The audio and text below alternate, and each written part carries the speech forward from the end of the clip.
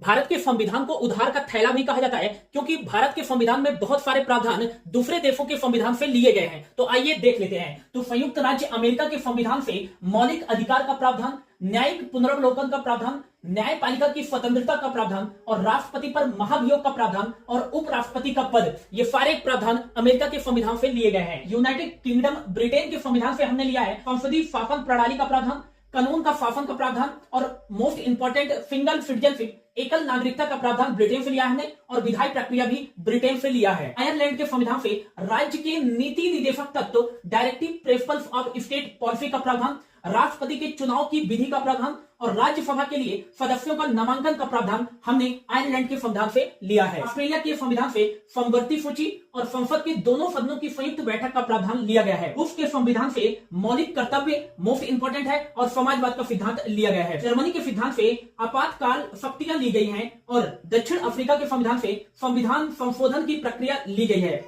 और फ्रांस के संविधान से स्वतंत्रता, समानता और बंधुत्व का सिद्धांत का प्रावधान लिया गया है और कनाडा के संविधान से हमने संघीय प्रणाली और राज्यों में राज्यपाल की नियुक्ति का प्रावधान लिया है।